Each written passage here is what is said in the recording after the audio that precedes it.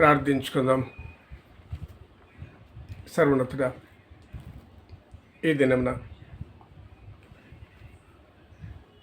Machine sunday, mission from everywhere to everywhere అనే అంశాన్ని బట్టి దైవసన్నిధి కాపరిగా దినమున మాట్లాడుతుండగా నా శరీర మనసులను ప్రవేశించి విస్తారమైన మర్మలతో, చక్కటి మర్మలతో మాట్లాడమని నజరేయుడైన యేసుక్రీస్తు నామమున బ్రతిమలాడి వేడుకొంచుంటున్నాం తండ్రి. ఆమేన్. మొదటిగా 40వ కీర్తన పాడుకుందాం. మొదటి నుండి. శుద్ధి శుద్ధి శుద్ధి సర్వశక్త ప్రభు, ప్రాతకాల స్తుతి నీకే చెల్లింతుము. శుద్ధి శుద్ధి శుద్ధి కృపగల దేవ, ముగ్గురైయుండు దైవత్రికుడా. శుద్ధి శుద్ధి శుద్ధి అని పారమందు బారవా లెల్లా నిన్ను శ్లాఘింతురు. కెరాబులు సాష్టాంగా పాడి నిత్యుండవైన నిన్ను తీతురు. శుద్ధి శుద్ధి శుద్ధి తేజరిల్లు దేవా, పాపి కన్ను చూడలేని మేఘవాసివి, అద్వితీయ ప్రభు నీవు మాత్రమేను. కరుణా శక్తి ప్రేమ రూపివి. శుద్ధి శుద్ధి శుద్ధి సర్వశక్త ప్రభు, సృష్టి జాలమంతా నీ కీర్తి పాడును.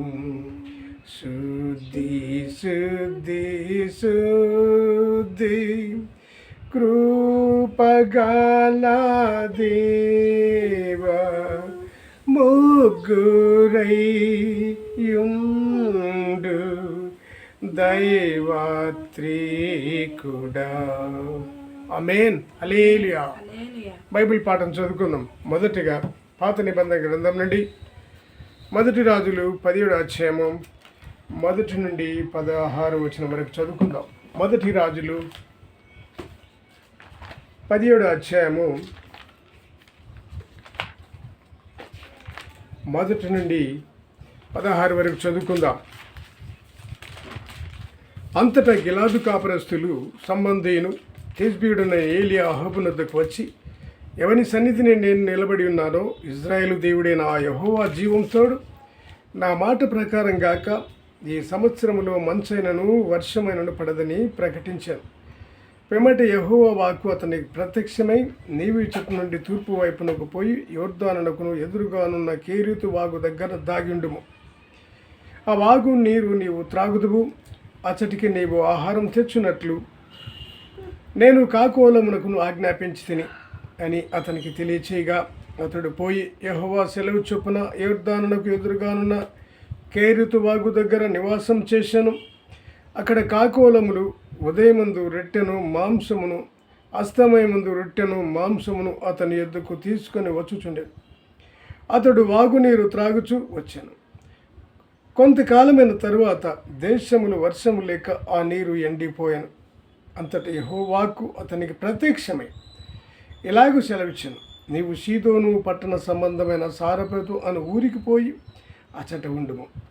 నేను పోషించుటకు అచ్చటనున్న ఒక విధవరాలికి నేను సెలవిచ్చితిని. అందుకతడు లేచి సారపతునకు పోయి పట్టణపు గవిని యొద్దకు రాగా ఒక విధవరాలు అచ్చట కట్టెలు ఏరుచుండుట చూచి ఆమెను పిలిచి, త్రాగుటకై పాత్రతో కొంచెం నీళ్లు నాకు తీసుకుని రమ్మని వేడుకొని, ఆమె నీళ్లు తేబోచుండగా అతడు ఆమెను మరలా పిలిచి, నాకు ఒక రొట్టె ముక్కను నీ చేతిలో తీసుకుని రమ్మని చెప్పాను. అందుకామె, నీ దేవుడైన యెహోవా జీవం తోడు తొట్టిలో పట్టెడు పిండియు గుడ్డిలో కొంచెం నూనెయు నా యొద్దన్నవి, కానీ అప్పమొకటేనని లేదు. మేము చావుకు ముందు నేను ఇంటికి పోయి వాటిని నాకును నా బిడ్డకును సిద్ధం చేసుకునవలనని కొన్ని పుల్లలు ఏరుకుట్టకి వచ్చి తిని అని. అప్పుడు ఏలియా ఆమెతో ఇట్లనను, భయపడవద్దు, పోయి నీవు చెప్పినట్లు చేయము. అయితే అందులో నాకు ఒక చిన్న అప్పడము మొదట చేసి నా యొద్దకు తీసుకుని రమ్ము.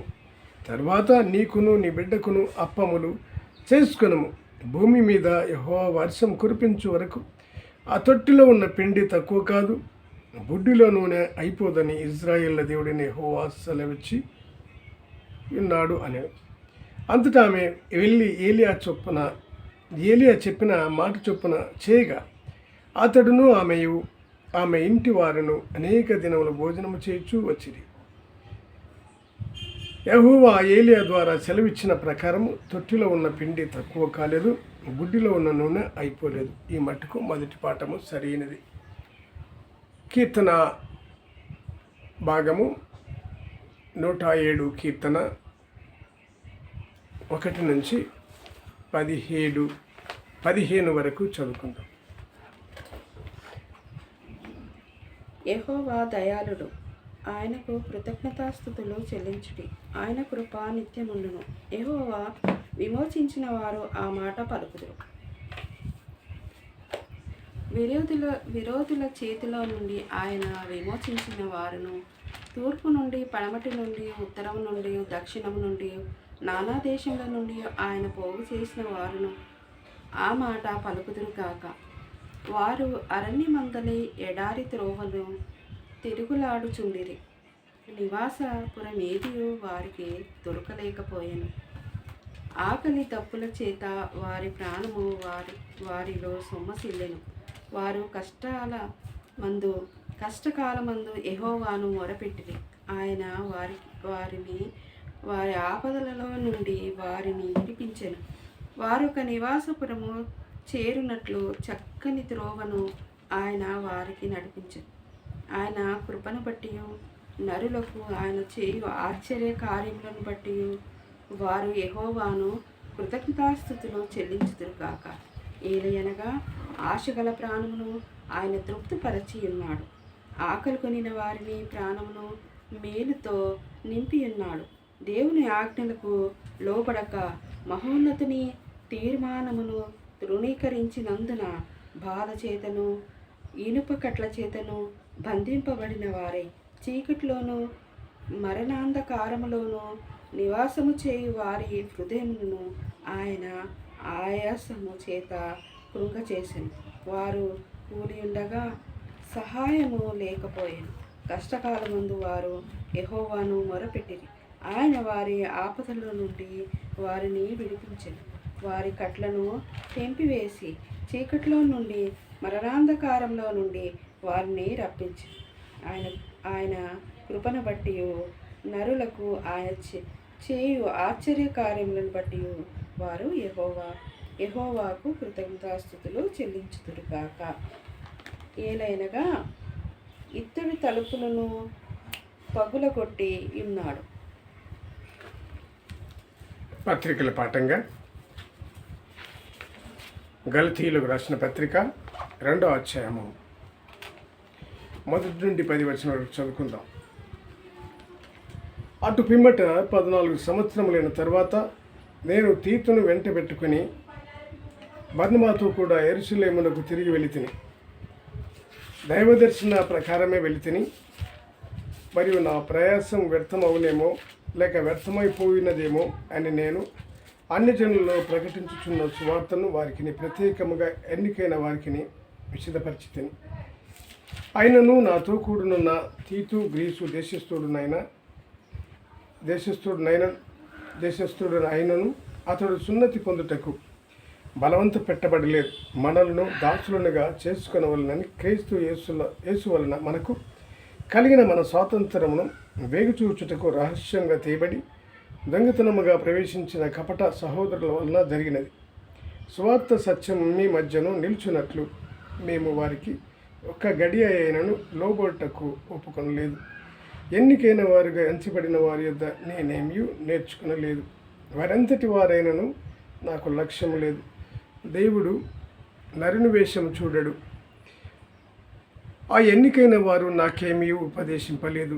అయితే సున్నతి పొందిన వారికి బోధించుటకై సువార్త పేతురుకి ఎలాగో అప్పగింపబడెను, అలాగే సున్నతి పొందని వారికి బోధించుటకై నాకు అప్పగింపబడినని వారు సూచించినప్పుడు, అనగా సున్నతి పొందిన వారికి అపొస్తలుడవుటకు పేతురునకు సామర్థ్యం కలగజేసిన వాడే అన్యజనులకు అపొస్తలుడవుటకు నాకును సామర్థ్యం కలగజేశానని వారు గ్రహించినప్పుడు, స్తంభములుగా ఎంచబడిన యాకోబు, కేఫా, యోహాను అనువారు నాకు అనుగ్రహింపబడిన కృపను కనుగొని, మేము అన్యజనులకును తాము సున్నతి పొందిన వారికి అపొస్తలులుగా ఉండవలనని చెప్పి తమతో పాలివారమనుటకు సూచనగా నాకును బర్నబాకును కుడి చేతిని ఇచ్చితి. మేము బీదలను జ్ఞాపకం చేసుకునవలనని మాత్రమే వారు కోరిరి. అలాగు చేయుటకు నేనును ఆసక్తి కలిగి ఉంటిని. ఈ మట్టుకు పత్రికల పాఠము సరైనది. సువార్తల పాఠంగా మత్తయి సువార్త 13వ అధ్యాయము 46 నుండి 52 వరకు చదువుకుందాం.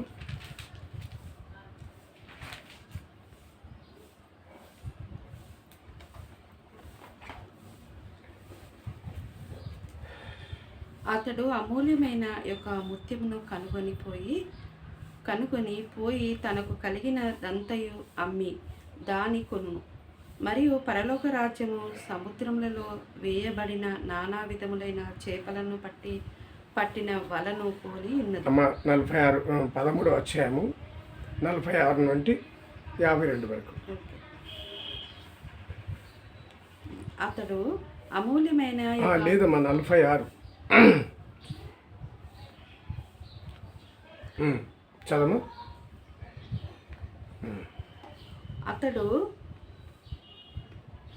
అతడు అమూల్యమైన యొక్క ముత్యమును కనుగొని పోయి తనకు కలిగినదంతయు అమ్మి దాని కొను, మరియు పరలోక రాజ్యము సముద్రములలో వేయబడిన నానా విధములైన చేపలను బట్టి వలను పోలి ఉన్నది.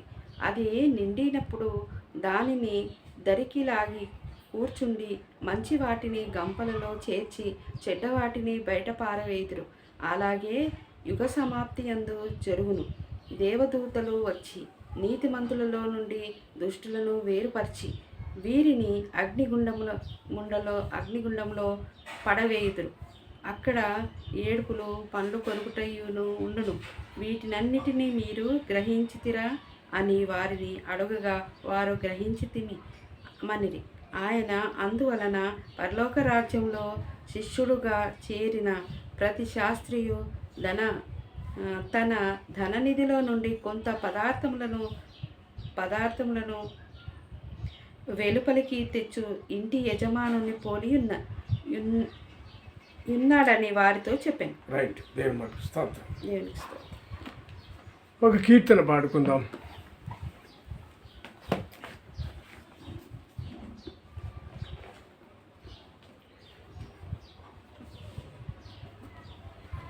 ఆంధ్ర క్రైస్తవ కీర్తన అండి.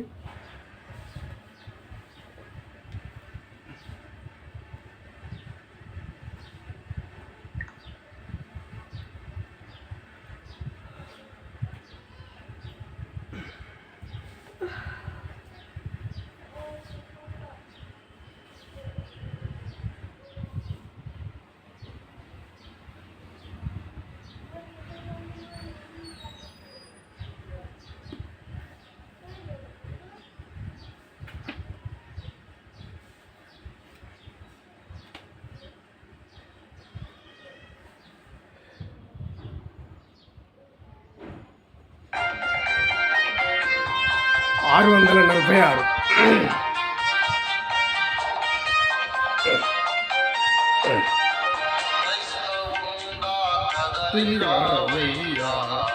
కలుషాకులకు ఈ సిలువ శక్తి చాటవేమయ్యా. క్రైస్తవుండా కదలి రావయ్యా. కలుషాకులకు ఈ సిలువ శక్తిని చాటవేమయ్యా.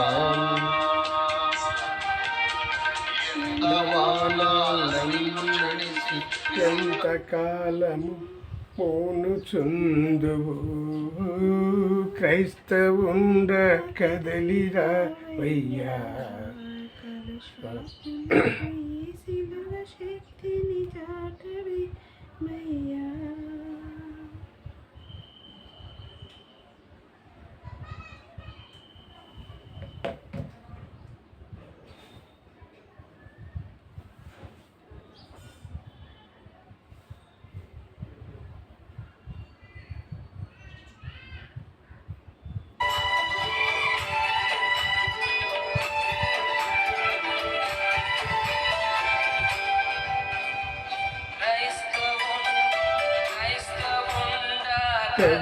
కదలిరావయ్యా.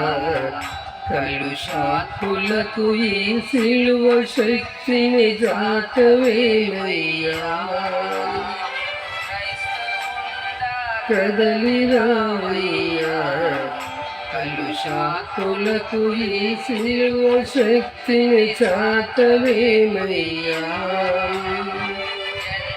పానములనియు జడిసి ఎంతకాలము మూలి నుండి జడసి ఎంతకాలము ముందు కండలను ప్రేమింతువేమన్నా. ఈ మంటి కండలు ఎంత పెంచిన మంటికేమన్నా. మించువేమన్నా. ఈ మంటి కండలు ఎంత పెంచి మంటికేనన్నా.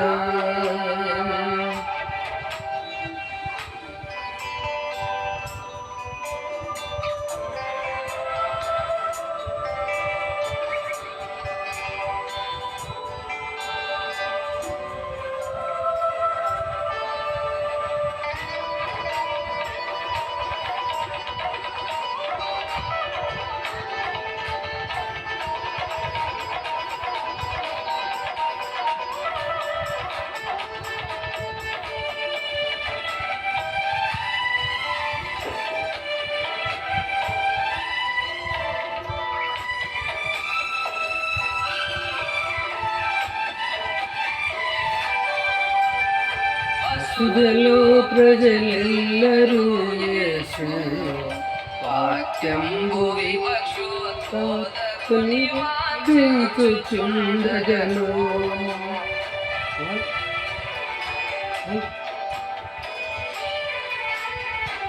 సుధలో ప్రజలెల్లరూ యేసు వాక్యంబు చించుచుండగను. విషములెల్లను విషల చేత మిట్టి పడుచు వాదములతో విషల చేతను మిట్టి పడుచు వాదములతో యేసు బోధను విడచినారన్నా. నీవెంత కాలము ముందుగోరన్నా. యేసు బోధను విడచినారన్నా. నీవెంత కాల వారి చెంత ముందుగోరన్నా. కదలిరావయ్యా. కలుషాకులకు ఈ నిలువ శక్తి చాటవేమయ్యా.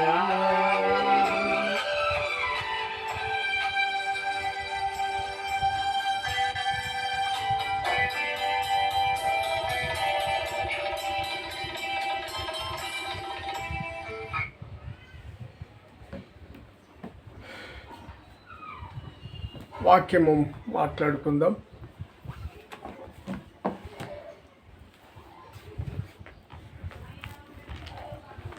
మొదటి రాజులు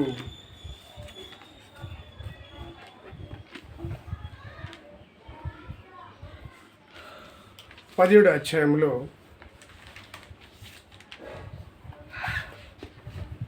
దేవుడు ఏలియాతో మాట్లాడినట్టే మనం చూస్తుంటున్నాం.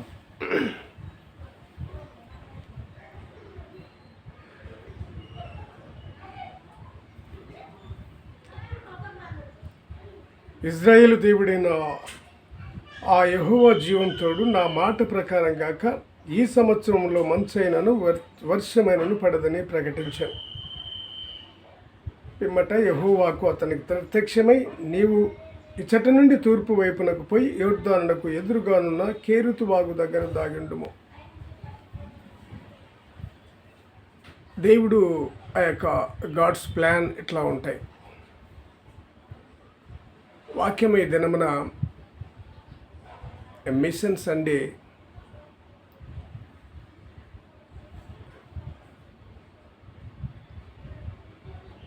Everywhere to everywhere, mission from everywhere to everywhere. ఇక్కడి నుంచి అక్కడికి, అక్కడి నుంచి ఇక్కడికి అన్నట్టుగా దేవుడు ఒక ప్రణాళిక కలిగి ఉంటున్నాడు. మన జీవితాల్లో కూడా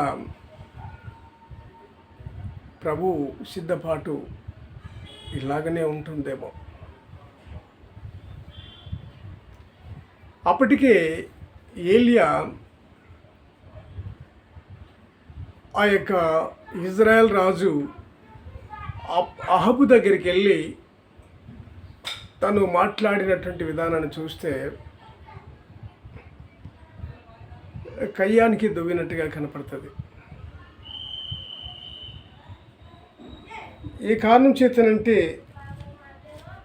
దేవుని ఉద్దేశం ఆ రీతిగా ఉన్నదా తెలియదు. అతడే వెళ్ళి ఆ యొక్క అహబును హెచ్చరిక చేశాడే తెలియదు. దేవుడు ఆ ఏలియాను త్వరపెట్టాడేమో, ఆ యొక్క అహబుతో మాట్లాడడానికి, అహబుకు హెచ్చరికలు చేయడానికి ఈ యొక్క ఏలియాను సిద్ధపరిచి పంపించాడేమో అని మనం తలంచక తప్పదు. ఏ కారణం చేతనంటే ఈ యొక్క అహబు ఇజ్రాయేలుకు రాజు.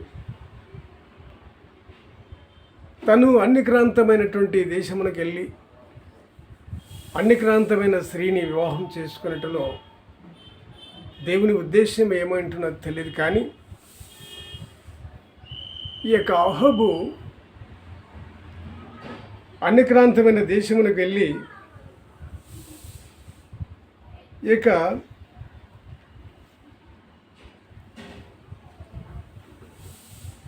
ఒక స్త్రీని, అన్యక్రాంతమైన స్త్రీని వివాహం చేసుకున్నట్టు మనం చూడగలం.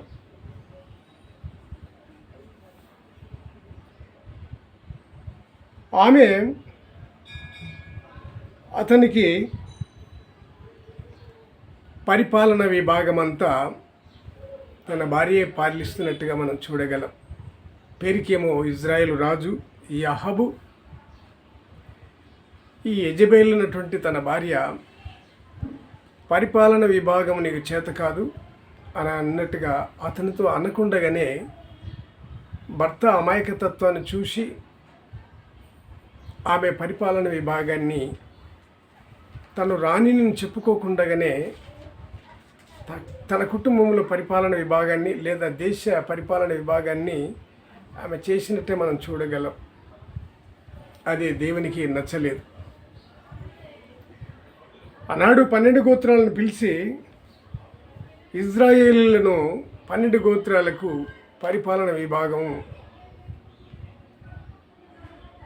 వాళ్ళ మధ్యన ఆ యొక్క ఇజ్రాయెల్ అందరికీ సొలొమోను రాజు ఉన్నాడు.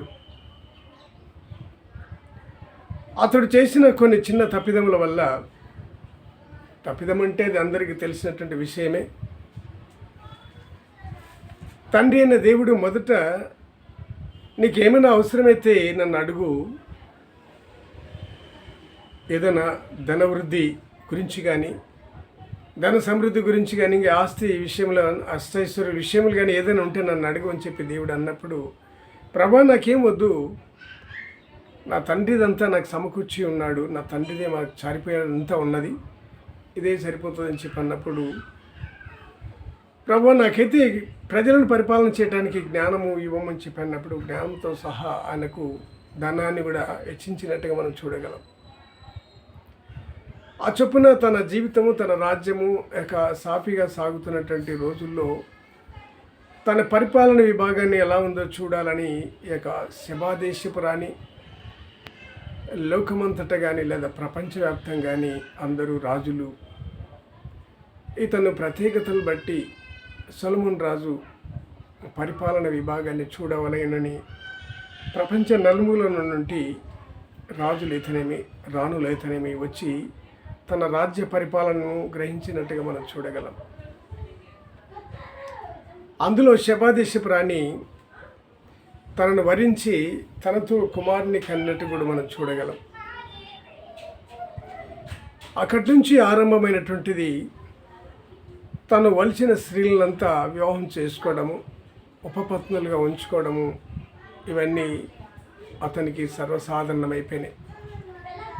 ఈ విధానమే ప్రభువుల వారికి నచ్చిందో లేదో తెలియదు, తండ్రి అయిన దేవునికి నచ్చిందో లేదో తెలియదు. శత్రువురాజు పరో కుమార్తెను కూడా అతడు వివాహం చేసుకున్నట్టు కూడా మనం చూడగలం. వివాహం పొందుకుని చేసుకున్నది కాక అతడిచ్చినటువంటి కట్న కానుకలు కూడా ఆ యొక్క పరవు రాజు ఇచ్చిన కట్నాన్ని తీసుకున్నట్టే మనం చూడగలం. ఆనాడు పిలిచి నీకు ఏదన్నా కొరతగా ఉన్నట్లయితే అడుగుము ఇస్తామని చెప్పి అన్నప్పుడు ఆనాడేమో దేవుణ్ణి తిరస్కరించాడు అదే సొలొమోను రాజు.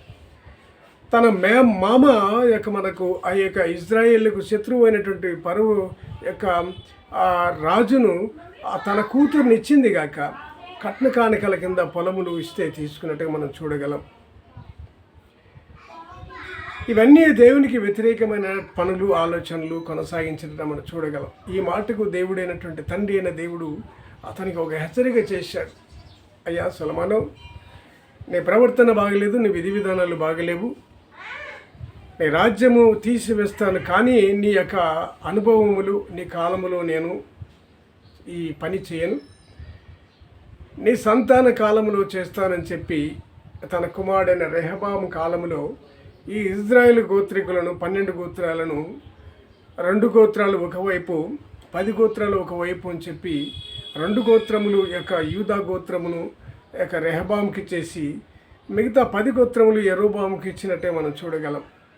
ఈ 10 గోత్రం నుండి వచ్చినటువంటి ఈ ఇజ్రాయేల్ రాజు అయినటువంటి ఈ అహాబు తను కూడా తన ఇష్టం వచ్చినట్టుగా అన్యక్రాంతమైన దేశమునకు వెళ్ళి అన్యక్రాంతమైన స్త్రీని యెజబెలును వివాహం పొందుకొని వచ్చి పరిపాలన విభాగాన్ని చక్కగా దేవునితో ఆలోచన చేసి పరిపాలన విభాగాన్ని చక్కగా సాగించకుండా తన ఇష్టం వచ్చినట్టుగా పరిపాలన విభాగాన్ని సాగించినట్టు మనం చూడగలం. అందులో దేవుణ్ణి అడిగితే ఒకవేళ తనకు కావలసిన అన్నీ ఇచ్చేవాడేమో, దేవునితో ఆలోచన చేయలేక, వివాహం చేసుకునేటప్పుడు కూడా దేవునితో ఆలోచన చేసుకోలేక తన ఇష్టసారంగా వెళ్ళి అన్యక్రాంతమైన దేశాలకు వెళ్ళి అన్యక్రాంతమైనటువంటి అమ్మాయిని తెచ్చుకొని వివాహం చేసుకున్నాడు.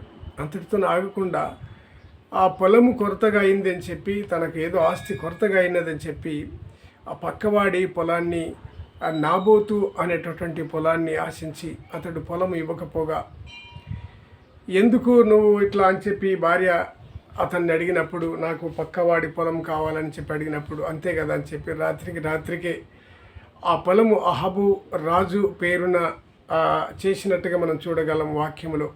ఏ రీతిగా పాపకార్యములు చేస్తూ ఈ అహాబు రాజు దేవునికి, తండ్రి అయిన దేవునికి నొప్పి, బాధ కలిగించినట్టుగా మనం చూడగలం. కనుక ఏలియాను పురమాయించి నువ్వు వెళ్ళి ఇజ్రాయెల్ రాజు అయినటువంటి అహాబును హెచ్చరిక చేయమన్నట్టుగా మనం చూడగలం. అతన్ని వెళ్ళి ముఖం మీద ఇక్కడ ఏమంటున్నాడంటే 17వ అధ్యాయంలో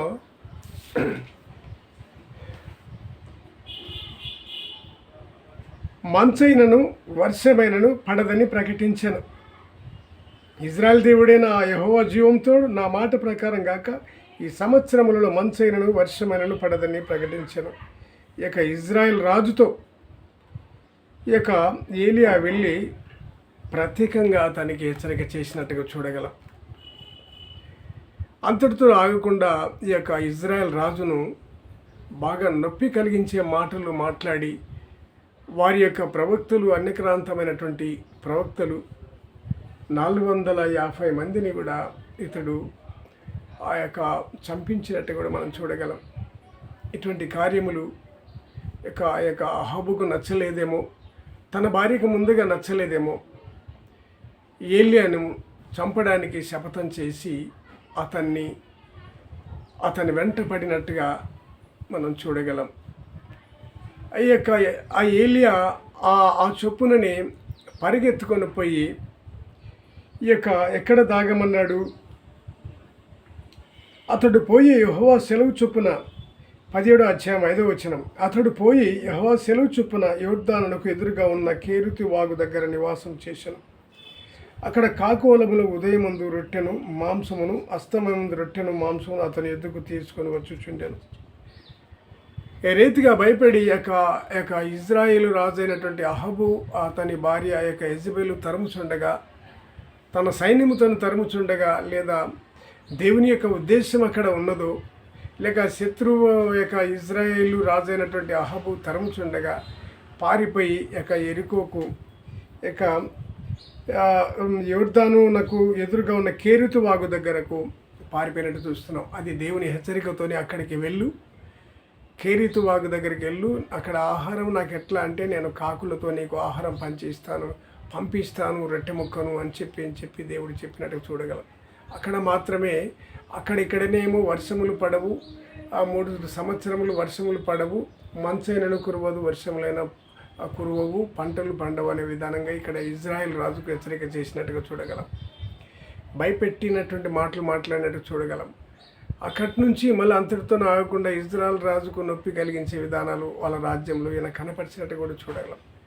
అక్కడి నుంచి ప్రభువుల వారు దగ్గరికి వచ్చి హెచ్చరిక చేసినప్పుడు యొర్దాను నది దగ్గరికి పరిగెత్తుకుంటూ వచ్చి ఆహారం కొరకు నేను కాకులకు నేను చేసి చెప్తాను, నీకు అక్కడికి ఆహారం తీసుకొని వస్తాయి, కేరీతు వాగు నీళ్లు తాగుకుంటా అక్కడ కొంతకాలం దాగి ఉండమని చెప్పినట్టే మనం చూడగలం.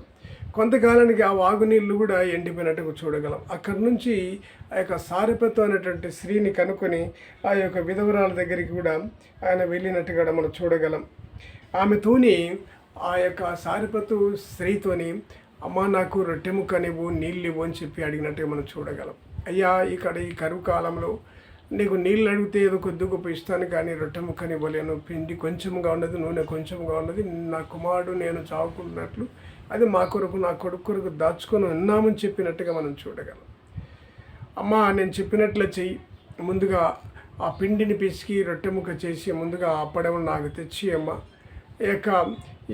ఈ రొట్టె పిండి మేము చావకం ముందు నేను ఇంటికి పోయి వాటిని నాకును నా బిడ్డకును సిద్ధం చేసుకున్న వలనని కొన్ని పుల్లలు ఏరుటకి వచ్చి తినాను. అప్పుడు ఏలియా ఆమెతో ఇట్లా భయపడవద్దు, పోయి నీవు చెప్పినట్లు చేయము, అయితే అందులో నాకు ఒక చిన్న అప్పడము మొదట చేసి నా ఎద్దకు తీసుకుని రమ్ము, తర్వాత నీకును నీ బిడ్డకును అప్పములు చేసుకునము.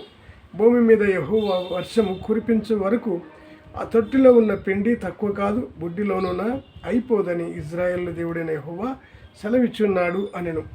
చూడమ్మా, యెహోవా వర్షం కురిపించే వరకు ఆ తొట్టిలో పిండి తక్కువ కాదు, బుడ్డిలో నూనె అయిపోదని ఆమెకు హెచ్చరిక చేసినట్టుగా మనం చూడగలం. ఇక్కడనేమో అహాబు చేసినటువంటి పొరపాట్లకు అక్కడ వెళ్ళి ఆయనకు గట్టిగా హెచ్చరిక చేసినట్టుగా, అది తండ్రి అయిన దేవుని మాటలను ఆధారం చేసుకొని, తనకు కలిగిన దర్శనాలను ఆధారం చేసుకొని, తనకు కలిగినటువంటి దేవుని జ్ఞానాన్ని ఆధారం చేసుకుని వెళ్ళి అక్కడ భార్య భర్తలకు హెచ్చరిక చేసినట్టుగా మనం చూడగలం. అక్కడి నుంచి వాళ్ళు తరుముతుంటే మళ్ళీ పారిపోయి యొర్దాను నది దగ్గర కాకులతో ఆహారము రొట్టెలు తిని ఆ వాగునీళ్ళు తాగినట్టు కూడా చూడగలం. అక్కడి నుంచి మళ్ళీ సారెపతు స్త్రీ దగ్గర స్త్రీని కనుక్కొని అక్కడ ఆమెతో కూడా ఆ రొట్టెను అడిగినట్టుగా మనం చూడగలం. అక్కడ ఈమె కూడా బోధ చేసినట్టుగా మనం చూడగలం. ఇక్కడైతే ఈ స్త్రీకి వాక్యాన్ని చెప్పినట్టు చూడగలం, దేవుని మాటలు వివరణ చేసినట్టుగా మనం చూడగలం. అక్కడ అహాబు కూడా కొన్ని హెచ్చరికలు చేసినట్టుగా చూడగలం. దీన్ని మనం ఏ రీతిగా అర్థం చేసుకోవాలంటే the mission sunday mission from everywhere to everywhere, everywhere to everywhere, ఇక్కడి నుంచి అక్కడికి, అక్కడి నుంచి ఇక్కడికి అనే విధానంగా ప్రభువుల వారు చిత్తానుసారంగా ఎవరిని ఏ రీతిగా వాడుకుంటాడో ఏలియాను ఆ రీతిగా పురమాయించాడేమో, అహాబును హెచ్చరిక చేయమని పురమాయించాడేమో. వారు పొరపాటు చేస్తున్నారు. ఒక ఇజ్రాయేలుకు రాజు అయ్యిండి కూడా వారికి నేను ఒక పట్టాభిషేకం చేసి ఒక భాగాన్ని 10 గోత్రాలకు 10 రాజ్యాలను నేను ఇచ్చినప్పుడు పరిపాలన విభాగం చక్కగా చేసుకోనలేక అది తప్పుడు మార్గంలో నడిపించుకొని ఇజ్రాయేల్ ప్రజలను, నా ప్రజానికాన్ని తప్పుడు మార్గంలో నడిపిస్తున్నాడని చెప్పి హెచ్చరిక చేసి ఏలియాను వారికి హెచ్చరిక చేయమని పంపించడాన్ని మనం చూడగలం. ఇక్కడ కూడా సారెపతు స్త్రీ దగ్గరికి కూడా ఆమె ఆకలి దెబ్బలతో అని చెప్పి ఆమె బాధపడుతున్నట్టే ఆమెకు కూడా కొన్ని హెచ్చరికలు చేయమని ఆమె దగ్గరికి మనం తండ్రి అయిన దేవుడు ఏలియాను పంపించినట్టు మనం చూడగలం. ఇక మనము రెండో అంశానికి వెళ్తే కీర్తనకారుడు ఇక్కడ కీర్తనకారుడు ఏమంటున్నాడు, 107 కీర్తన 107 కీర్తన ఒకసారి చూద్దాం. 1 నుంచి 15 వరకు కదమ్మా. యెహోవా దయాళుడు, ఆయనకు కృతజ్ఞతాస్తుతులు చెల్లించిడి, ఆయన కృప నిత్యముండును. యెహోవా విమోచించిన వాడు ఆ మాట పలుకుదురుగాక. విరోధుల చేతిలో నుండి ఆయన విమోచించిన వారును, తూర్పు నుండి పడమటి నుండి ఉత్తరము నుండి దక్షిణం నుండి నానా దేశముల నుండి ఆయన పోగు చేసిన వారును ఆ మాట పలుకుదురుగాక. దేవుని యొక్క ఉద్దేశం ఇక్కడ బయలుపరుస్తుంటున్నారు. ఇదివరకు మనం అనుకున్నాం mission from everywhere to everywhere, ఎక్కడి నుంచి అక్కడికి, అక్కడి నుంచి ఇక్కడికి అన్నట్టు విధానంగా ఆయన ట్రాన్స్ఫర్గా చేస్తున్నాడు మనం చూడగలం. ఆయన కృప నిత్యముండును. యెహోవా విమోచించిన వారు ఆ మాట పలుకుదురు. ఆయన ఎవరిని ఏ రీతిగా వాడుకుంటాడు, ఎవరిని ఎక్కడ ఉండమంటాడు, ఎక్కడికి వెళ్ళమంటాడు, ఎవరితో మాట్లాడమంటాడు, ఎవరిని ఎవరితో కలవమంటాడు, ఎలా చేస్తాడు. ఆయన పరిపాలన విభాగం ప్రభువుల వారిది ఉంటున్నది. తండ్రి అయిన దేవునిది పరిపాలన విభాగం ఉంటున్నది. ఇక్కడ పరిపాలన విభాగాన్ని ఇజ్రాయేల్ గోత్రికులకు 12 గోత్రాలకు యొక్క పరిపాలన విభాగంను అప్పగించి ఒక రాజును వారికి ఏర్పాటు చేసినప్పుడు ఆ రాజు పరిపాలన విభాగం, సొలొమోను రాజు పరిపాలన విభాగం మనం చూడగలం. తన కుమారుడైన రెహబాం పరిపాలన విభాగం చూడగలము. అక్కడి నుంచి 10 గోత్రాలకు వారి ఇంట యొక్క పాలేరు అనేటువంటి యెరోబాముకు పరిపాలన విభాగం చూడగలం. వీళ్ళంతా పరిపాలన విభాగం చక్కగా సాగించుకోనలేక ప్రజల మీద పడి, ప్రజల మీద వివిధమైన భయంకరమైన ట్యాక్సీలు వేసి బాధ పెడుతూ, హింస పెడుతూ ఎన్నెన్నో కార్యక్రమం చేస్తున్నట్టు కూడా మనం చూడగలం. కనుక ఇటువంటి సాంగత్యాలు సంగతులు చూడలేక కొందరిని ప్రవక్తలను, కొందరిని దైవజనులను, కొందరు కాపరులను ఏర్పాటు చేసుకొని సిద్ధపరచుకొని ఆయన పురమాయించి వారికి ఇలాంటి హెచ్చరికలు చేయండి, వారు పొరపాట్లు చేస్తుంటున్నారు, వారి జీవితాలకు అంధకారం కలగజేసుకుంటున్నారు, వెళ్ళి వారికి కొన్ని తెల్లం చేయండి. దేవుని మాటలు లేదా ఉన్న జడ్జిమెంటు, లోకములో ఎలాంటి జడ్జిమెంటు నడుస్తుంది, ఆ జడ్జిమెంటునైనా వివరణ చేయండి. మీరు వెళ్తున్న మార్గం మంచిది కాదు, మీ ఆలోచనలు, మీ తలంపులు మంచివి కాదు, మీ జీవితాలకు ఎలాంటి నడక నడుస్తున్నారు, ఎలాంటి భావం కలిగి ఉన్నారు, ఎలాంటి తలంపులు కలిగి ఉన్నారని చెప్పి హెచ్చరికలు చేయమని ఏలియాను ఇటు నుంచి అటు పురమాయించినట్టుగా మనం చూడగలం. ఇక్కడ మళ్ళీ వెళితే నానా దేశముల నుండి ఆయన పోగు చేసిన వారును ఆ మాట పలుకుదురుగాక. ఇక్కడ ఇంకో మాట అంటున్నాడు, వారు అరణ్యమందలి ఎడారి త్రోవను తిరుగులాడుచుండిరి, నివాసపురమేది వారికి దొరకకపోయాను. వారికి నివాసం లేదు, ఏమీ లేదు, ఎన్నో బాధలు నరజాతి అనుభవిస్తున్నట్టుగా చూడగలం. ఇవన్నీ గ్రహించి ప్రభువుల వారు నివాసపురమేది వారికి దొరకకపోయాను, ఆకలి దప్పుల చేత వారి ప్రాణం వారిలో సమస్యలను, వారి కష్టకాలమంది యెహోవాకు మొరపెట్టిరి, ఆయన వారి ఆపదల్లో నుండి వారిని విడిపించెను. ఇక్కడ చూడండి, ఈ యొక్క ఇజ్రాయేలీలు ఐగుప్తు రాజు, ఫరో రాజు ఇజ్రాయేలీలను బాగా శ్రమ పెట్టినట్టుగా మనం చూడగలం. ఆ కొద్దిగా గడ్డి ఇచ్చి ఎక్కువ పని దానితో నీ యొక్క ప్రోడక్ట్ ఎక్కువ ప్రొడక్షన్ ఎక్కువ చూపించమనేటువంటి వాడు. వస్తువు కొంచెం ఇచ్చి దాన్ని సాగదీసి నాకు ప్రొడక్షన్ ఎక్కువ చూపించాలా, మీ పనితనం గొప్పగా కనపరచాలని చెప్పి హింస పెట్టినట్టు చూడగలం. ఆ బాధలు తట్టుకొనలేక వారు దేవునికి కష్టకాలం యెహోవాకు మొరుపెట్టినట్టుగా మనం చూడగలం. ఇక్కడ కూడా ప్రజలు కూడా వారి యొక్క ఆర్తనాదాలు ప్రభు వెంటనే ఉంటాడు. ఈ జనము ఆ జనము అనేది కాదు, కానీ వాళ్ళు మొరపెడుతున్నటువంటి విభాగం వేరు అయినా వారి యొక్క ఆర్తనాదాల్లో న్యాయము యొక్క ఏదైనా కొరబడి ఉంటే, ప్రభువా మేము పెత్తందారులతో అనుపబడుతున్నాము, మాతో వెట్టి చాకిరి చేయించుకుంటున్నారు, మా కష్టమునకు తగిన ప్రతిఫలము ఇవ్వటం లేదని చెప్పి ప్రజలు గగ్గోలు పెట్టినప్పుడు ఏ జాతీయులు అనేది కాదు, ప్రతి జాతీయు కూడా వారి యొక్క ఆకలి దప్పుల్లో వారి యొక్క కష్టాన్ని గుర్తించకుండా, వారి చదువులను గుర్తించకుండా, వాళ్ళ తలంపులను గుర్తించకుండా, వాళ్ళ ఆలోచనలు గుర్తించకుండా ఒక ఆత్మ దేవుని ప్రభువా నా మాట ఎవరు వినటం లేదు, నా తలంపులు ఎవరు వినటం లేదు, నేను వీరికి మేలు చేయడానికి వచ్చాను, మేలు బోధించడానికి వచ్చాను, మేలు చెప్పడానికి వచ్చాను, ప్రభువా నన్ను వినటం లేదు, వాళ్ళు కూడా బాగా ఉండటం లేదని చెప్పి ఎవరో ఒకరు మన జీవితాల్లోకి వచ్చి కొన్ని హెచ్చరికలు కూడా చేస్తూ ఉంటారు. కాపరులు కావచ్చు, బతుకులు కావచ్చు, ఎసంటి వాళ్ళు కావచ్చు, వచ్చి మనకు హెచ్చరికలు చేస్తుంటారు. ఏలియాను పంపించినట్టుగా మన జీవితాల్లో కూడా కొందరిని పంపించినప్పుడు కొన్ని హెచ్చరికలు చేస్తూ ఉండవచ్చు. మనం స్వయం కృపరాధం మనమే చేసుకొని కొన్ని పొరపాట్లు వెళ్ళి ఆకలి దప్పులు కలిగి ఉన్నామా, లేదా వస్త్రహీనంగా ఉన్నామా, లేదా పేదరికంలో ఉన్నామా, ఏ విధమైనటువంటి బాధలు వెళుతున్నా కూడా ఆ ఆపదల్లో దేవునికి ఒకవేళ ప్రభువా నేను ఎంత కష్టపడుతున్నా కష్టానికి తగిన ఫలితం దొరకడం లేదు, శ్రమ పడుతున్నా నాకు సరైనటువంటి విధానం దొరకలేదని చెప్పి ఆ ప్రజానికము మనసులో తలచినప్పుడు, బాధపడినప్పుడు నేను ఆకాశం నుండి తొంగి చూస్తాను అని చెప్పి 52వ కీర్తనలో 52, 53 కీర్తనలో మనం చూసినట్టుగా చూడగలం. 52, 3వ వచనంలో మనం చూడగలం 3వ మాటలు. కనుక దేవుడు ఆకాశం నుండి అందరినీ తొంగి చూస్తూ ఉంటాడనేటువంటి మర్మం. వీరు మొరపెట్టినప్పుడు ఆపదల నుండి వారిని విడిపించను.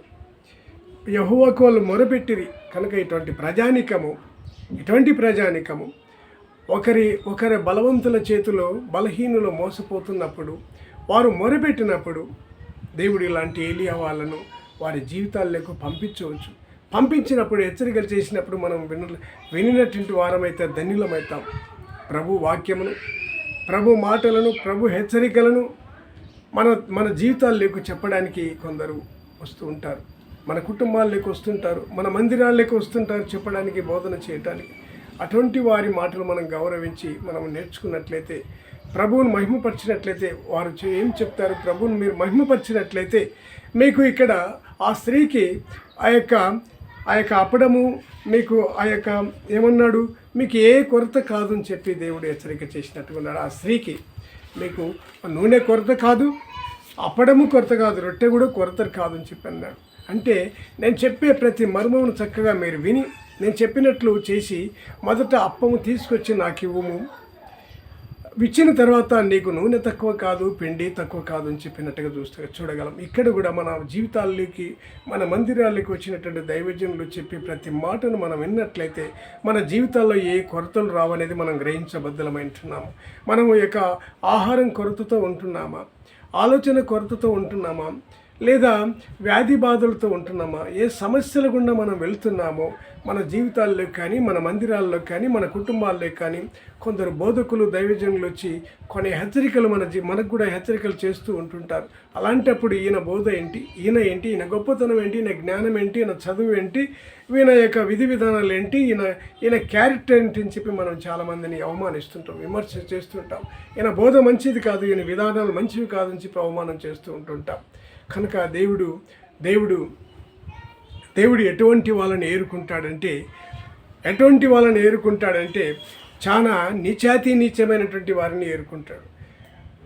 ఎట్లా ఏరుకుంటాడంటే ఆయన శక్తి సామర్థ్యాలు మనం ఎన్నో వాక్యాలు విని ఉంటాం. ఎలాంటి వాళ్ళను నిషేధింపబడిన రాయి మూలకు తలరాయి అని చెప్పి ఎసంటోలను ఏరుకున్నట్టే మనం చూడగలం. కనుక ఎవరిని పురమాయిస్తాడు, ఎవరిని పంపిస్తాడో ఏలియా లాంటి మనుషులను మన జీవితాల్లోకి, మన మందిరాల్లోకి మనకు హెచ్చరికలు చేయడానికి ఎవరిని పంపిస్తాడో మనం చూడగలిగినటువంటి వారం ఉంటాం.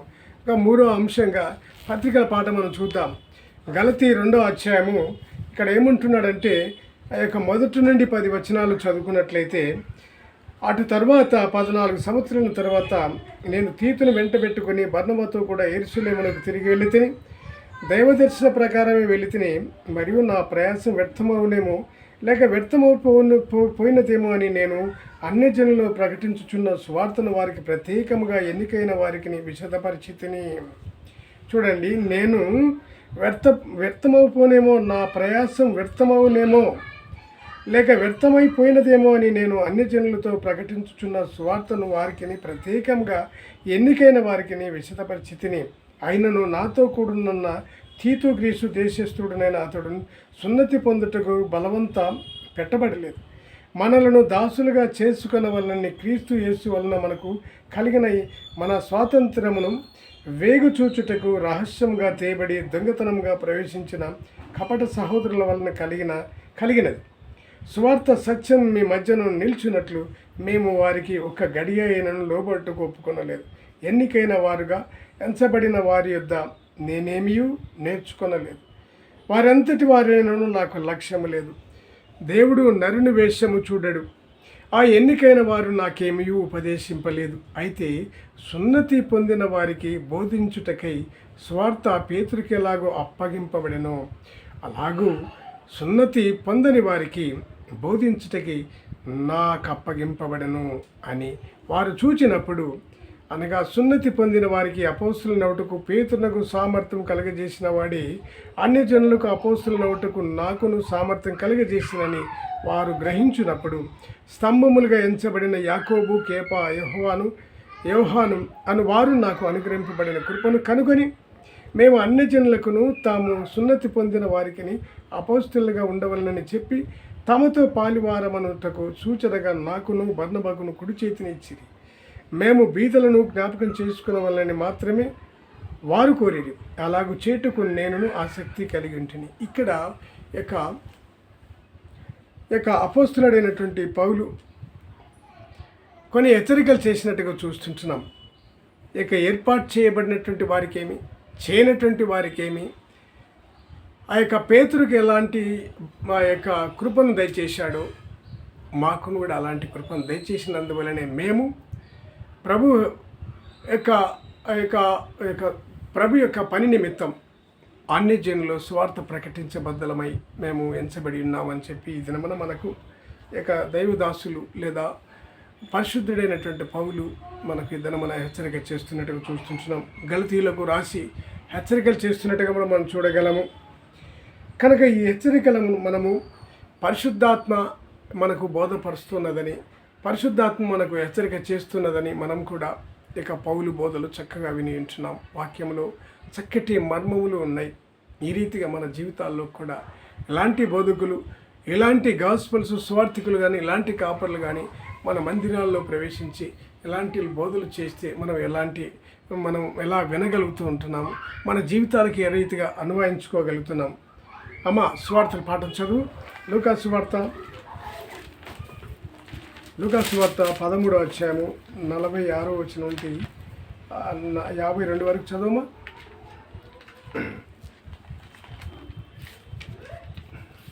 మత్తయి ఏదమ్మా, ఏ సువార్త అది? ఏం చెప్పాను నీకు? మత్తయి సువార్త 13.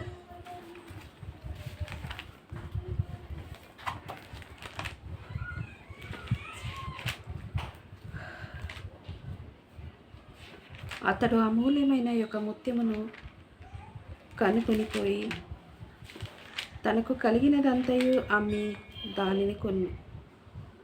మరియు పరలోక రాజ్యము సముద్రంలో వేయబడిన నానా విధములైన చేపలను బట్టి పట్టిన వలను పోలి ఉన్నది. అది నిండినప్పుడు దానిని దరికి లాగి కూర్చుండిరి.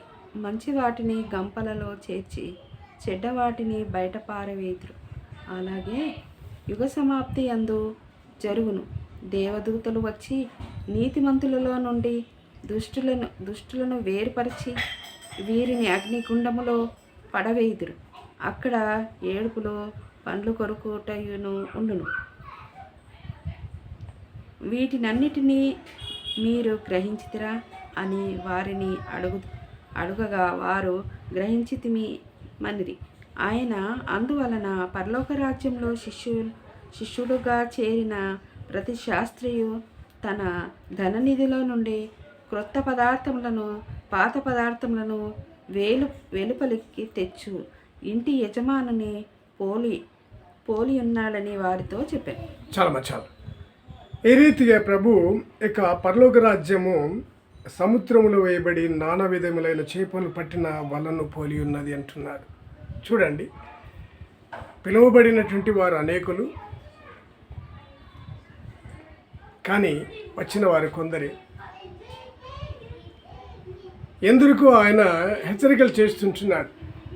తన రాజ్య సువార్త కొరకు ఇక్కడి నుంచి అక్కడికి, అక్కడి నుంచి ఇక్కడికి ప్రవక్తలను పంపిస్తున్నాడు, కాపరులను పంపిస్తున్నాడు, సేవకులను పంపిస్తున్నాడు. ఎసంటి వారిని పంపిస్తున్నాడు. అన్నజాతి జనాంగం పాడైపోతున్నదని సేవకులను లేకి పంపిస్తున్నాడు. కనుక ఆయన విందుకు వివాహ వేడుకకు పిలిచినప్పుడు కొందరు పొలం పనుల నిమిత్తం కొందరు వెళ్ళినట్టుగా మనం చూడగలం.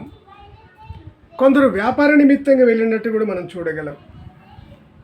నాకు పొలం పనులు ఉన్నాయి, నాకు వ్యాపారం ఉన్నది, నేను తప్పించుకున్నట్టు కూడా చూడగలం.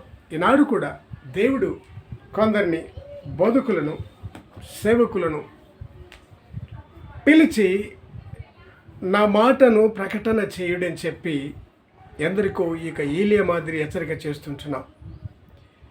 ఈ ఏలియా ప్రాణాలకు తెగించి దేవుడు పిలిచినప్పుడు ఆ యొక్క ఇజ్రాయెల్ రాజు కపటస్థుడు, కపటం కలిగినటువంటి వాడు, అన్యాక్రాంతంగా నడుచుకున్నటువంటి వాడు, భయంకరమైన విగ్రహారాధన చేసినటువంటి వాడు, విగ్రహారాధన అర్పితమైనటువంటి స్త్రీని కూడా వివాహం చేసుకున్నటువంటి వాడు, కఠినుడిగా ఉన్నాడు, క్రూరుడిగా ఉన్నాడు, కనికరం లేనివాడుగా ఉంటున్నాడు.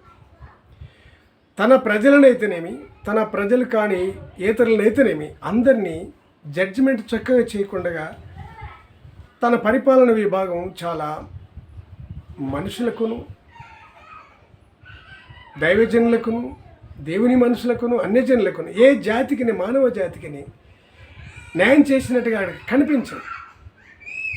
అటువంటి వారిని మార్చడానికి ఎమరుపాటున్న ఏలియాను సిద్ధపరిచి పంపించినట్టుగా చూడగలం. ధైర్యం చేసి తన ప్రాణాలు లెక్క చేయకుండా అటువంటి కఠినమైన రాజు దగ్గరికి ఏలియాను పంపించి జడ్జిమెంట్ ఇచ్చినట్టుగా మనం చూడగలం. ధైర్యంగా అతడు వెళ్ళి ఆ యొక్క నీ పరిపాలన విభాగం చక్కగా లేదు అని చక్కగా ప్రకటించినట్టుగా మనం చూడగలం.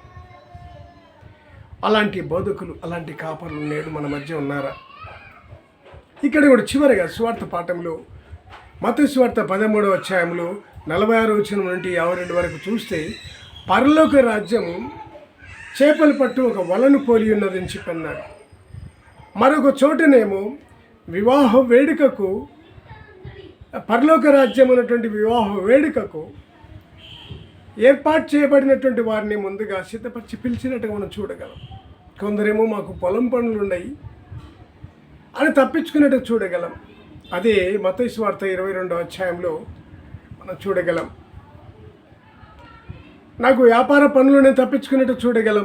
ఈనాడు కూడా దేవుడు కాపరివైన నీకును, బోధకుడమైన నీకును, ప్రవక్తమైన నీకును, గాస్పలమైన నీకును ఎలాంటి హెచ్చరికలు చేసినప్పుడు నాకు పొలం పనులు నేను తప్పించుకుంటున్నావా, లేదు వ్యాపారం నేను తప్పించుకుంటున్నావా, చెదిరిపోయిన నా సమాజాన్ని బాగు చేయమని ఆకలి దప్పులతో అలమటిస్తుంటున్నారు. వారు మొరపెడుతున్నారు ఆకాశం వైపు చేతులెత్తి, భోజనము లేదని, వెట్టి చాకరి చేస్తున్నామని, పెత్తందారులతో అనగొట్టబడుతున్నామని చెప్పి హెచ్చరికలు చేసి ఆర్తనాదాలు చేస్తున్నారు. అటువంటి నా ప్రజానికాన్ని ఎవరు వెళ్ళి విడిపిస్తారు అనేటట్టుగా ప్రభువు వేంచేసి వెతికినట్టుగా మనం చూడగలం.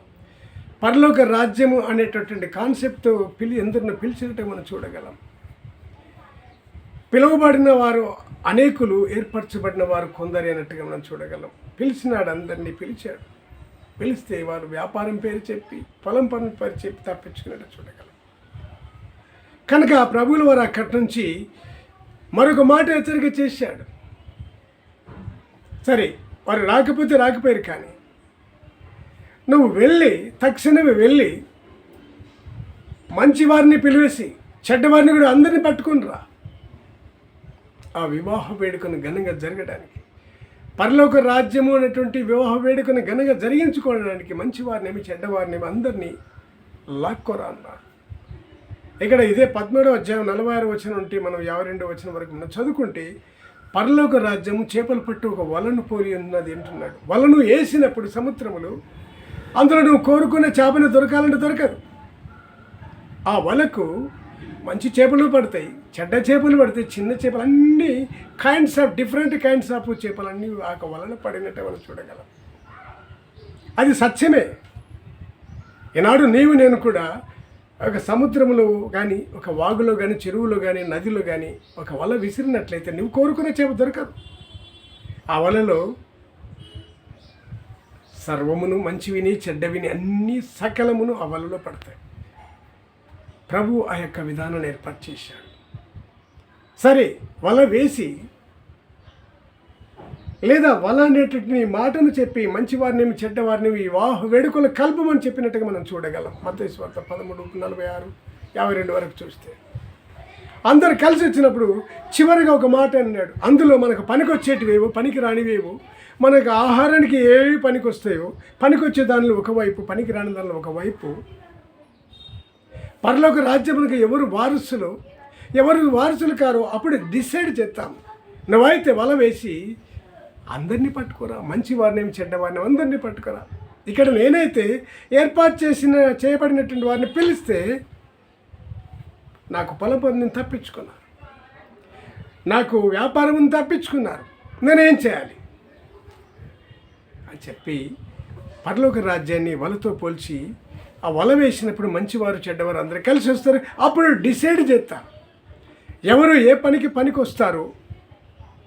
పాటలు పాడడానికి పనికి వస్తారా, బైబిల్ వాక్యం చదవడానికి పనికి వస్తారా, లేదా ఇవేవి కాకుండా గ్రౌండ్ వర్క్ చేయడానికి పనికి వస్తారా, మందిరాన్ని శుద్ధి చేయడానికి చీపురు కొట్టడానికి పనికి వస్తారా, టేబుల్ మార్చడానికి పనికి వస్తారా, భోజనాలు లేదా చేయడానికి పనికి వస్తారా, కూరగాయలు చేయడానికి పనికి వస్తారా, భోజనాలు సిద్ధపరచడానికి పనికి వస్తారా, వడ్డించడానికి పనికి వస్తారా, జనాలను సమకూర్చడానికి పనికి వస్తారా, మందిరములో ఏ పని చేయడానికి పనికి వస్తారని చెప్పి నేను ఏర్పాటు చేస్తాను. ఎవరు బోధన చేయడానికి పనికి వస్తారు, ఎవరు పాటలు పాడడానికి పనికి వస్తారు, నేను ఏరుకుంటాను. నువ్వైతే పట్టుకుంటురా, మంచి వారినేమి చెడ్డవారిని అందరినీ పట్టుకొనురా. అదే మత్తయి సువార్త 22వ అధ్యాయం సత్యము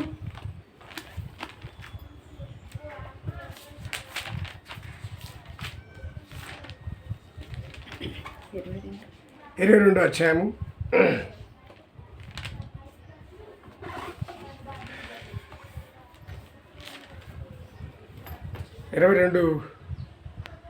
13 నుండి తీయమోసారి.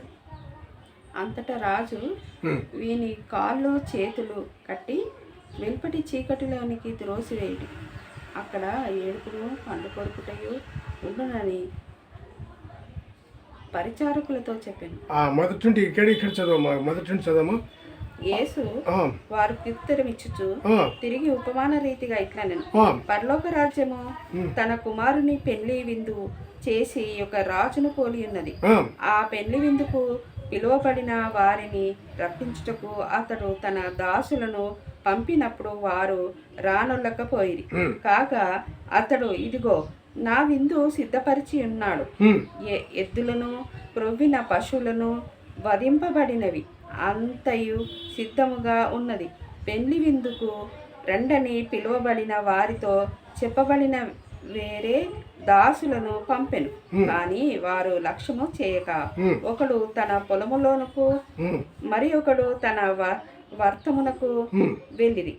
తక్కిన వారు అతని దాసులను పట్టుకొని అవమానపరిచి చంపిరి. కాబట్టి రాజు కోపపడి తన దండ్లను పంపి ఆ నరహంతకులకు సంహరించి వారి పట్టణపు తగలబెట్టించెను. అప్పుడు అతడు పెళ్లి విందు సిద్ధముగా ఉన్నది, కానీ పిలువబడిన వారు పాత్రులు కారు కనుక రాజమార్గములకు పోయి మీరు కనబడు వారినందరినీ పెళ్లి విందుకు పిలువుడని తన దాసులతో చెప్పాను. ఆ దాసులు రాజమార్గములకు పోయి చెడ్డవారినేమి మంచివారినేమి తమకు కనబడిన వారినందరినీ పోగు చేసి కనుక విందుకు వచ్చిన వారితో ఆ పెళ్లిశాల నిండెను.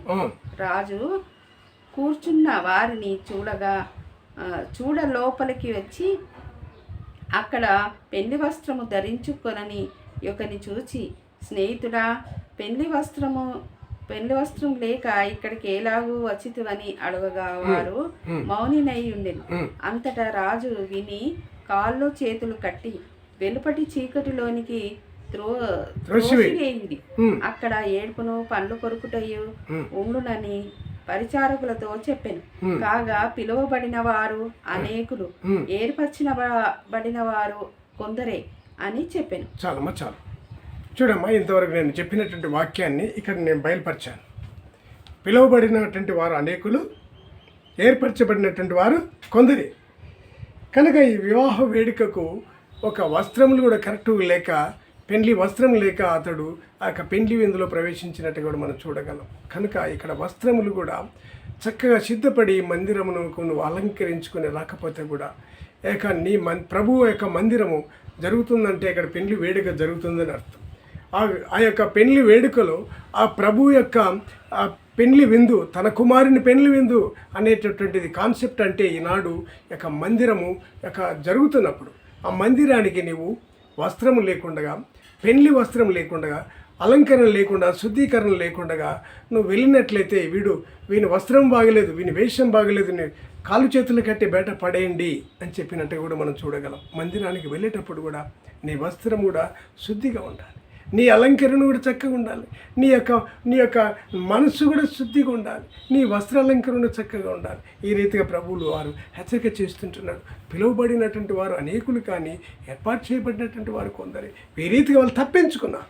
నేను ఇదివరకు చెప్పాను, అక్కడ 13వ అధ్యాయంలో ఒక మర్మం చెప్పాను, 22వ అధ్యాయంలో ఇంకో మర్మం చెప్పాను. 13వ అధ్యాయంలోనేమో అక్కడ వలను పోలి ఉన్నదన్నాడు, వీళ్ళు రాకపోతే వలనేమన్నాడు.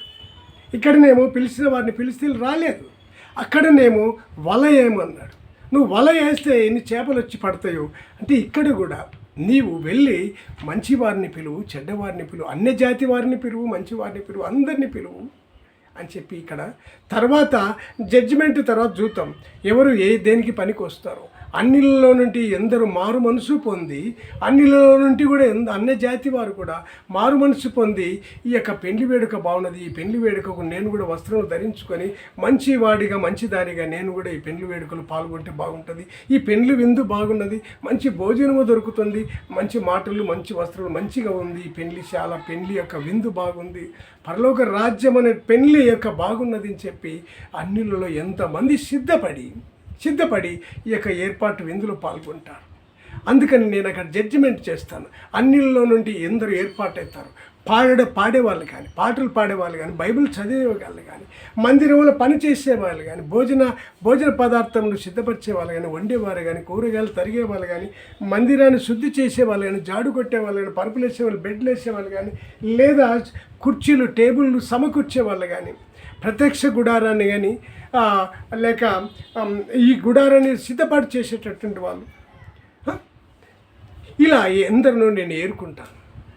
ఎవరెవరు దేనికి పనికి వస్తారు, గాస్పల్ చేయడానికి, దేవుని వాక్యం చదవడానికి ఎందరు పనికి వస్తారు, పాటలు పాడడానికి ఎందరు పనికి వస్తారు, వాక్యం బోధన చేయడానికి ఎందరు పనికి వస్తారని చెప్పి అందరినైతే నువ్వు సిద్ధపరచు. అన్నజాతిని అయిన వాళ్ళను కాని వాళ్ళని అందరినీ సిద్ధపరచమని 22వ అధ్యాయంలో పెళ్లి వేడుకకు వెళ్ళి అందరినీ, మంచి వాళ్ళని చెడ్డ వాళ్ళని అందరినీ పిలుచుకోరామని చెప్తుంటున్నాడు. కనుక వచ్చిన వారిలో నుండి నేను ఏరుకుంటాను. ఎవడు ఏ సమర్థుడు, ఎవడు దేనికి పనికి వస్తాడో, ఎవడు ఏం చేయడానికి పనికి వస్తాడో నేను ఏరుకుంటానని చెప్పి దేవుడు ఇక్కడ సిద్ధపరిచినట్టుగా మనం చూడగలం. కనుక అక్కడ దేవుడు చెప్పినటువంటి మాటను ఏలియా ప్రాణాలకు తెగించి శత్రువు రాజు కాదు, ఇజ్రాయేళ్లకు రాజే, దేవునికి వ్యతిరేకంగా నడుస్తున్నాడు. దేవుని మాటలు వినటం లేదు. దేవుడు చెప్పినటువంటి తన ఇజ్రాయెల్ గోత్రం నుండి ఎవరిని చేసుకోలేదు. అన్యక్రాంతమైనటువంటి అన్య స్త్రీలను, అన్య దేశముల నుండి, అన్య మనుషుల, అన్య జాతీయుల నుండి ఒక స్త్రీను, యెజబెలును స్త్రీను కోరుకొని తన కుటుంబాన్ని దేవుడు చెప్పినట్టుగా పరిపాలన చేయకుండా దేవుడు రాజ్యం ఏలుకొని పరిపాలన విభాగం అప్పగిస్తే, ఇక ఇజ్రాయెల్ రాజ్యాన్ని అప్పగిస్తే పరిపాలన విభాగాన్ని చక్కగా సాగించలేక అన్యశ్రీ చెప్పినట్టుగా చేసుకొని, అన్యశ్రీ చెప్పినట్టు పరిపాలన విభాగం అంతా అన్యశ్రీదే. ఇతడేమో ఇజ్రాయెల్ రాజు దేవుని మనిషి. దేవుడు ఇజ్రాయెల్ల దేవుడు కనుక ఇజ్రాయెల్కే దేవుడు కనుక పరిపాలన విభాగం ఇజ్రాయెల్ రాజుకి ఇచ్చాడు. కనుక ఒక అన్యశ్రీ వచ్చేసి ఇజ్రాయెల్ రాజును నువ్వు అలాగాది పరిపాలన విభాగం ఇలాగా అని చెప్పి అతని తప్పుడు మార్గంలో నడిపించినట్టు కూడా మనం చూడగలం. కనుక ఈ రీతిగా అలా కాకుండా అతడు తప్పు చేస్తుంటున్నాడు. అతడు తన భార్య మాటలు విని లేక పరిపాలన విభాగాన్ని నా ప్రజలైనటువంటి ఇజ్రాయేలును బాధ పెడుతున్నాడు, హింస పెడుతున్నాడు. వాళ్ళ ఆర్తనాదాలు ఆకాశాన్ని తగులుతున్నాయి. వాళ్ళు మొరపెడితే వారి మాటలు, వారి పాటలు, వారి కేరింతలు నా సన్నిధికి చేరుతున్నాయి.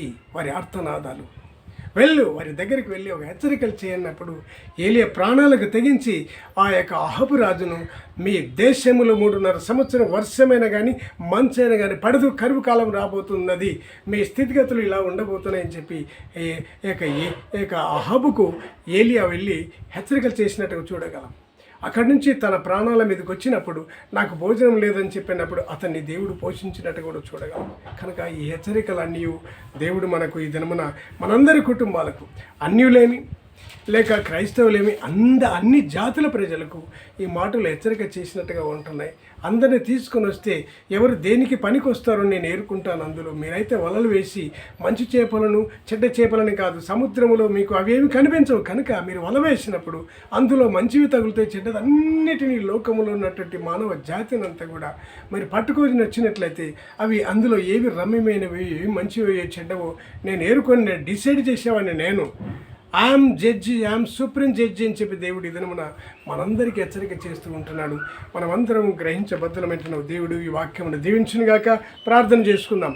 సర్వోన్నతుడా, మహిమాన్వితుడా నా తండ్రి, ఈ దినమున నా తండ్రి, నా ప్రభువా, నీ ప్రజానికానికి మంచి మర్మములతో నా తండ్రి, the mission from everywhere to everywhere అన్నట్టుగా నా తండ్రి, ఇక్కడి నుంచి అక్కడికి, అక్కడి నుంచి ఇక్కడికి అని చెప్పి మార్పులు చేసినటువంటి విభాగం, పరిపాలన విభాగాన్ని నీ చేతుల్లో ఉన్నదన్నట్టుగా మానవులను ఈ రీతిగా పురమాయించినట్టుగా మనం చూడగలం నా తండ్రి, నా ప్రభు. నీ హెచ్చరికలు ఇదని మన అందరికీ, ప్రపంచానికి అందరికీ ఈ యొక్క వర్తమానములన్నీ అందరికీ వర్తించినంతగా నీ కృప విస్తారంగా దయచేయమని నా కుటుంబానికి, నా తండ్రి, నా యొక్క సేవకును, నా తండ్రి, నా యొక్క పరిపాలన విభాగానికి నా తండ్రి, నా ప్రభా, నా తండ్రి, ఈ యొక్క దైవ సన్నిధి మందిరానికి, దైవ సన్నిధి కాపరి కుటుంబానికి, నా తండ్రి, కుమారుడును కుమార్తెకును కోడలుకును, నా తండ్రి, ప్రజెంట్గా నా తండ్రి, నా కుమారుడుకును నా కోడలుకును, కుమార్తెకును, నాకును, నా భార్యకును దైవ సన్నిధి కాపరిగా నీ విస్తారణ కృపను అందించమని, దైవ సన్నిధి మందిర నా తండ్రి కుటుంబాలందరికీ నీ కృప విస్తారంగా దయచేట్లో నీ కృప చాలిని నా ప్రార్థన ఆలకించి నా ప్రార్థన జవాబు దయచేయమని నజరేయుడైన యేసుక్రీస్తునామమున బ్రతిమలాడి వేడుకొంచుంటున్నాం తండ్రి. పరలోకమందున్న మా తండ్రి, నీ నామం పరిశుద్ధపరచబడును గాక. నీ రాజ్యం వచ్చును గాక. నీ చిత్తం పరలోకమందు నేర్చుకుంటూ పోయింది గాక. మాకు కావలసిన అనుగ్రహాలు మాకు నేడు దయచేయం. మరి అపరాధం మేము చేసిన వారిని మీకు క్షమించిన ప్రకారం మా అపరాధం క్షమించు. వంశోధం లేక తెగ దృష్టిని తప్పించు. ఎంచేతన రాజ్యం, శక్తి, మహిమ నిరంతరం వింటున్నాం స్వామి. ఆమేన్. తండ్రి, కుమార, పరిశుద్ధాత్మ శ్వాసం మనందరికీ ఇప్పటికీ ఎల్లప్పటికీ దేవుని ప్రేమ శాశ్వత కాలంగా తోడైండును గాక. ఆమేన్. ఆమేన్.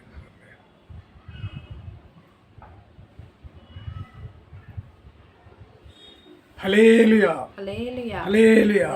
హల్లెలూయా.